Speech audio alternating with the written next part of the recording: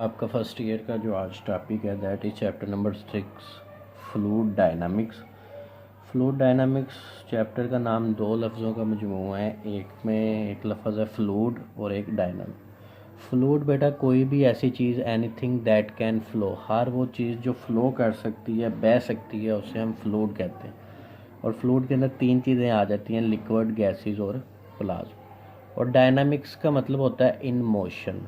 तो फिर fluid dynamics अगर दोनों को मिला के पढ़ेंगे तो ये फिज़िक्स की वो वाली ब्रांच है जिसमें हम स्टडी करेंगे फ्लूइड को इन मोशन। इस चैप्टर का जो सबसे मेन और सबसे इम्पोर्टेंट कंसेप्ट है दैट इज़ कॉल्ड विस्कोसिटी।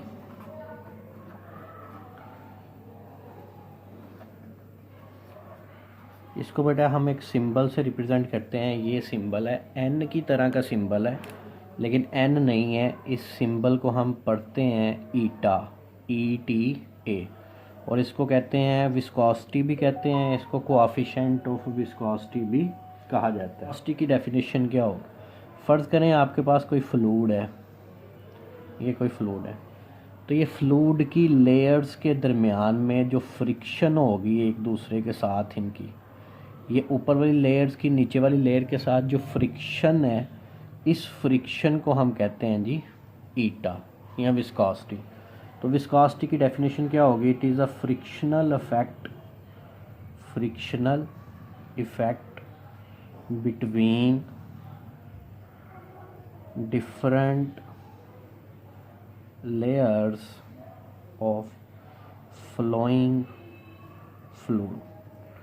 किसी भी फ्लूइड की डिफरेंट लेयर्स के दरमियान में जो फ्रिक्शनल इफ़ेक्ट होता है उसको हम बेटा विस्कोसिटी कहते हैं। तो ये बेसिकली जो विस्कोसिटी होती है ना, ये मेजर करती है कि किसी भी फ्लूइड की एक लेयर को दूसरी लेयर के ऊपर स्लाइड करने में कितनी जो है ना वो फोर्स चाहिए। तो this measures viscosity measures how much force is required to slide one layer fluid की एक लेयर को दूसरी के ऊपर स्लाइड करवाने में कितनी फोर्स चाहिए, वो उसकी विस्कोसिटी। और जितना किसी फ्लूइड की विस्कोसिटी ज़्यादा होगी उतना वो गाढ़ा होगा, उतना वो थिक होगा। जैसे मिसाल के तौर पे वाटर है, मिल्क है या शहद है, या एक चीज़ होती है टार, ये जो सड़कों पे लुक डाली जाती।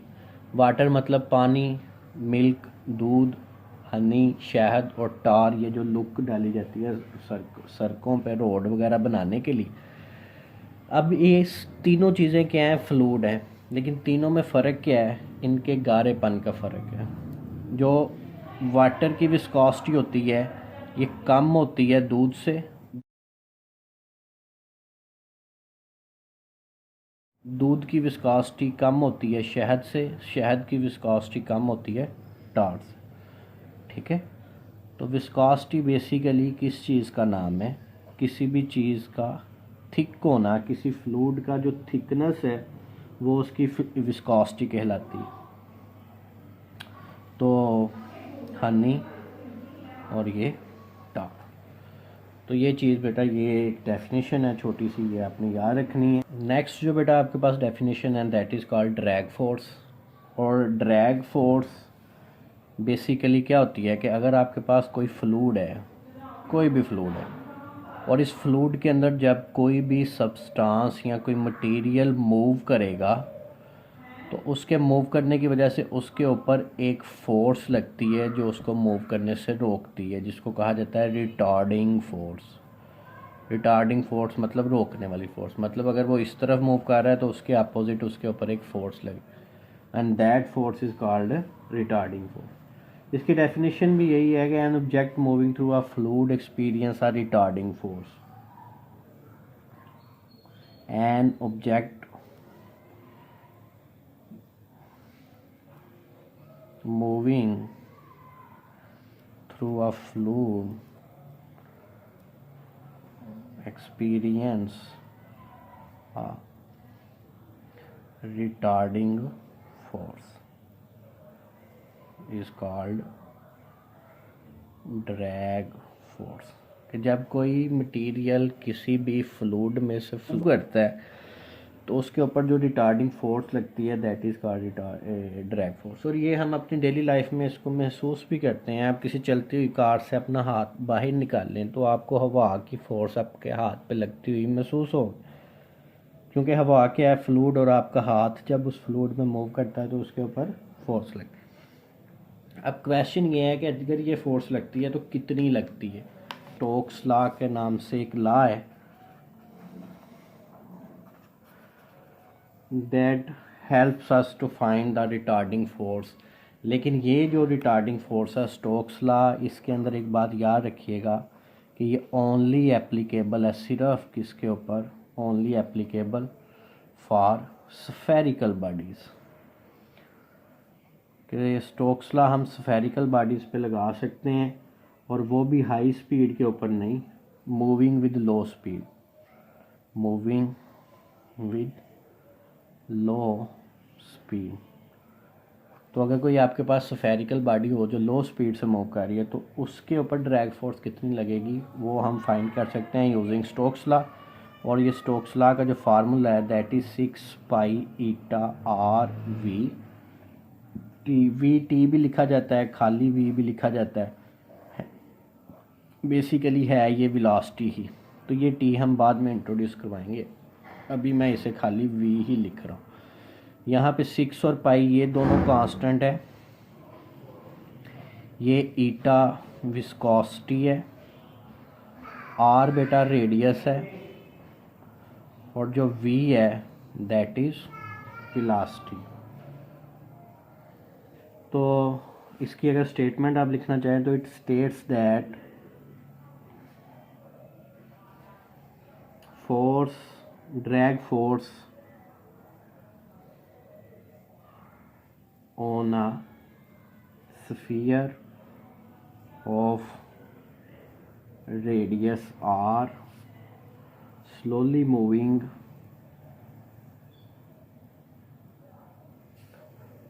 with velocity v through a fluid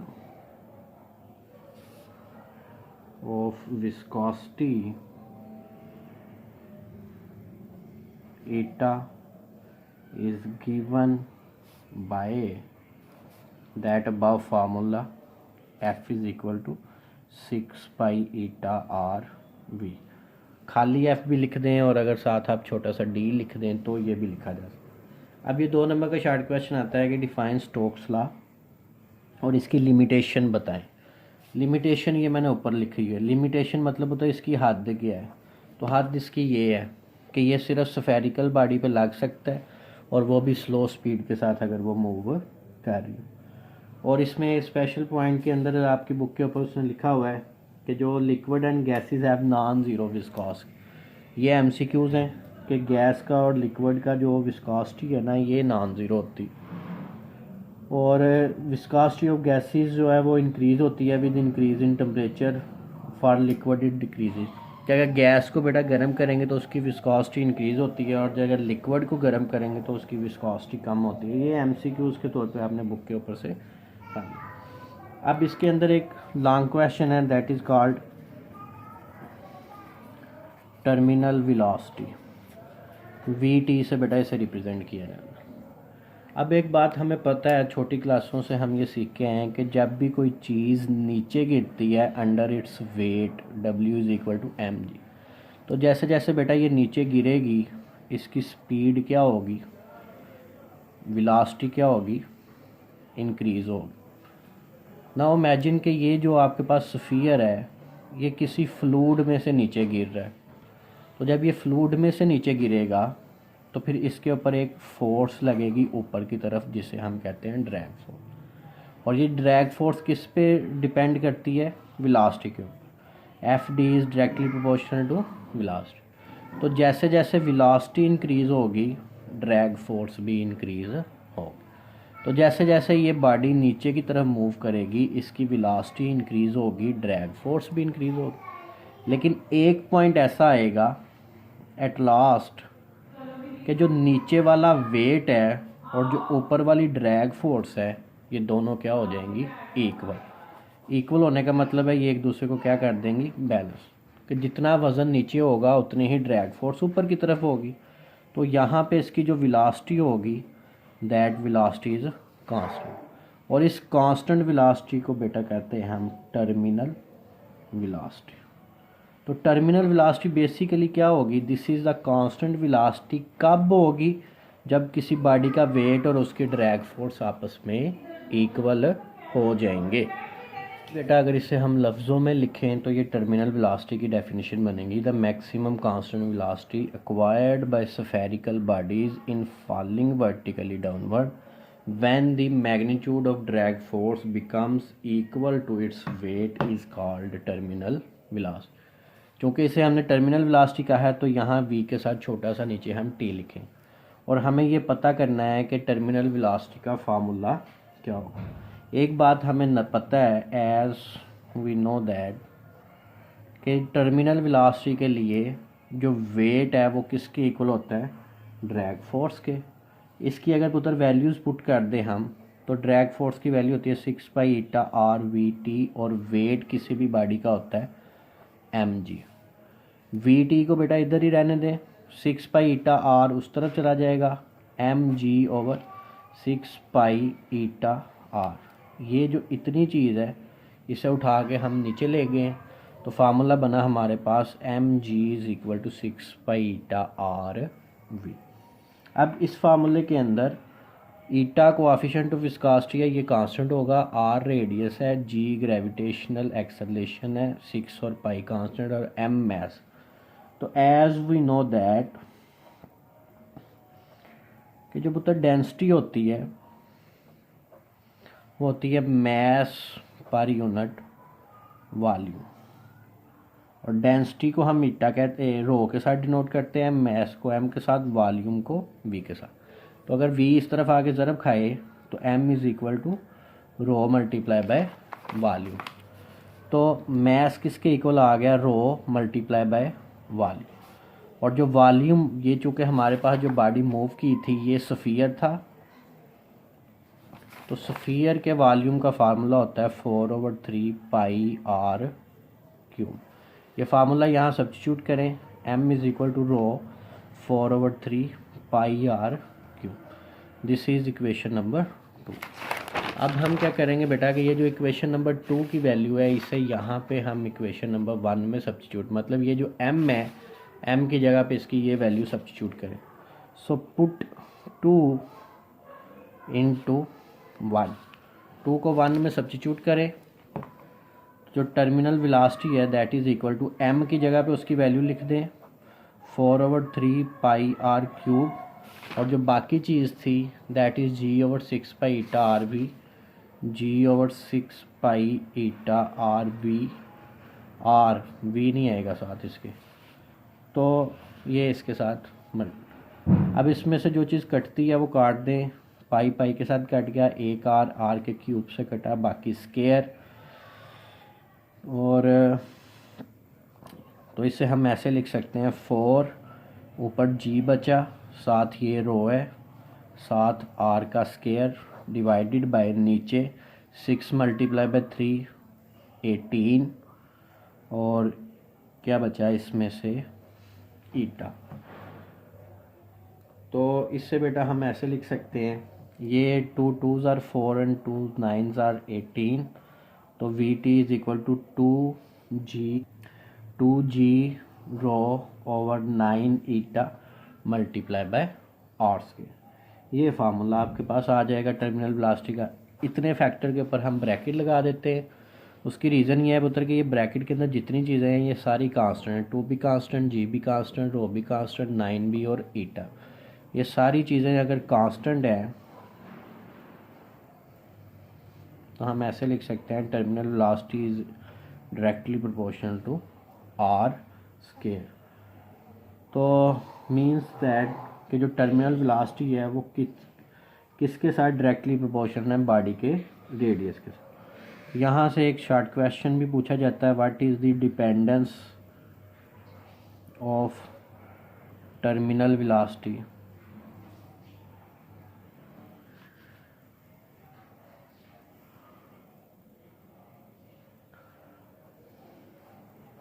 तो ये पुत्र डिपेंड करती है, एक तो ये डिपेंड करती है सीधे सीधा radius of spherical object, radius पे डिपेंड करेगी, रेडियस ऑफ स्फीयर। दूसरा ये डिपेंड करती है, जैसा कि ये फार्मूले में आ रहा है, ईटा, जिसको हम कहते हैं कोएफिशिएंट ऑफ विस्कोसिटी। तीसरा पुत्र ये डिपेंड करेगी डी के रो के ऊपर, that is density of object, that is rho. तो ये लॉन्ग क्वेश्चन था टर्मिनल वेलोसिटी का। ये ऐसे ही लॉन्ग क्वेश्चन पूछा जाता है, अगर शॉर्ट में पूछा गया तो सिर्फ इसकी डेफिनेशन और फार्मूला पूछ लिया जाएगा। अगर आप इससे अगला टॉपिक देखें तो वो एक छोटा सा शॉर्ट क्वेश्चन है, that is called fluid flow. इसमें दो तरह का फ़्लो है, एक फ़्लो को हम कहते हैं लेमिनार फ़्लो और एक फ़्लो को हम कहते हैं टर्बुलेंट फ़्लो। लेमिनार फ़्लो ऐसा फ़्लो होता है जो स्मूथ होता है और स्टेडी होता है, मतलब ऐसा फ़्लो जिस तरीके से उसकी जो किसी भी फ्लूइड की स्ट्रीम लाइंस है ना, वो आपस में क्रॉस नहीं करती। डिफरेंट स्ट्रीम लाइंस डिफरेंट होती हैं, और अगर एक पार्टिकल किसी पॉइंट से गुज़र के जाएगा तो उससे पीछे आने वाला भी पार्टिकल उसी पॉइंट को फॉलो करता हुआ उसमें से गुजरे। तो यही इसकी डेफिनेशन है कि if every particle of a stream line का हर एक particle moves along exactly the same path, same रास्ते से गुजरे, किस रास्ते से, as followed by a particle which pass through that point earlier, जहाँ से उससे आगे जाने वाला पहले गुजरने वाला पार्टिकल पॉइंट गुजरा था, अगर पीछे वाला पार्टिकल भी उसी रास्ते से गुजरे तो फिर हम उसे कहते हैं कि ये लेमिनार फ्लो। और लेमिनार फ्लो के अंदर each particle of fluid moves along smooth path, हर एक पार्टिकल का पॉइंट स्मूथ रास्ते पे फ्लो करता। और दूसरी तरफ बेटा टर्बुलेंट फ्लो है। टर्बुलेंट फ्लो में ऐसा नहीं होता, ये इरेगुलर होता है और अनस्टेडी होता है, मतलब कोई पैटर्न नहीं होता, कोई तरतीब नहीं होती। अगर तो फ्लूइड एक तरतीब से फ़्लो करे, स्मूथ फ़्लो करे, तो वो लेमिनार फ़्लो, और अगर वो इरेगुलर और अनस्टेडी फ़्लो करे तो फिर टर्बुलेंट। फिर जो दूसरा फ़र्क है, इसमें डिफरेंट स्ट्रीम लाइंस एक दूसरे को क्रॉस नहीं करती, यहाँ कर जाती हैं, डिफरेंट स्ट्रीम लाइंस क्रॉस ही। इसके अंदर डायरेक्शन ऑफ वेलोसिटी सेम रहती है, सेम डायरेक्शन रहती है, लेकिन इसके अंदर हर पाथ का पार्टिकल का जो रास्ता है उसका एग्जैक्ट पाथ पता नहीं किया जा सकता। तो ये 2 नंबर का शॉर्ट क्वेश्चन आता है, what is the difference between laminar flow and turbulent. आप बुक के ऊपर देखेंगे तो आपको ये हेडिंग्स के साथ मिल जाएगा। तो वहाँ से बेटा एक छोटा सा और short question, that is called ideal fluid. Heading लिखी होगी कंडीशन फॉर आइडियल फ्लूइड। तो आइडियल फ्लूइड क्या होता है, ऐसा फ्लूइड जिसमें 3 शर्तें हों। पहली शर्त तो हो कि वो नॉन विस्कस हो। नॉन विस्कस का मतलब है कि उसकी विस्कोसिटी क्या होनी चाहिए, 0, ईटा 0, मतलब कोई फ्रिक्शन ना हो, नो फ्रिक्शन, एक शर्त। दूसरी शर्त पुत्र जिस फ्लूइड में, दूसरी शर्त यह है the fluid is incompressible, fluid is incompressible. ऐसा फ्लूइड जो इनकम्प्रेसिबल हो, मतलब जिसे कंप्रेस ना किया जा सके, या दूसरे लफ्ज़ों में इसे हम ऐसे कह सकते हैं, जिसकी डेंसिटी कांस्टेंट हो, मतलब रो कांस्टेंट हो, ठीक है, डेंसिटी चेंज ना हो। और तीसरी बात, that is fluid flow steady, fluid flow क्या हो, स्टेडी। स्टेडी का मतलब है कि उसमें फ़्लो कौन सा होना चाहिए, लेमिनार फ्लो होना चाहिए। तो कोई भी फ्लूइड जिसमें ये 3 शर्तें पूरी हो जाएंगी कि वो नॉन विस्कस हो, इनकम्प्रेसिबल हो, और उसका जो फ़्लो है वो लेमिनार हो, तो उसे हम कहते हैं कि ये जो है ना आइडियल फ्लूइड। तो ये आज का आपका टॉपिक था, जिसमें एक लॉन्ग क्वेश्चन है टर्मिनल वेलोसिटी, उसके बाद शॉर्ट क्वेश्चन इसके अंदर viscosity, drag force, Stokes law, laminar और टर्बुलेंट फ्लो और आइडियल फ्लो। ये शॉर्ट क्वेश्चन है और टर्मिनल वेलोसिटी लॉन्ग क्वेश्चन। अगर आप बुक सामने रख के ये सारी चीज़ें देखेंगे, लेक्चर सुनेंगे, तो आपको चीज़ें क्लियरली समझ आएंगी। और अगर आपको कोई क्वेश्चन हो तो आप मेरे से पूछ सकते हैं। और ये आपने इसके नोट्स भी बनाने हैं, लिखना भी है, ये आपके चेक भी होंगे। और जैसा कि आपको इतला दी जा चुकी है ग्रुप के अंदर कि ये ऑनलाइन के अंदर जो हम पढ़ेंगे, ये ही आपका जो है ना छुट्टियों के बाद जो सेंड अप हो गया उसका सिलेबस। तो इसको आपने सीरियस लेना है। कोई क्वेश्चन हो तो आप पूछ सकते हैं जी। अल्लाह हाफिज़।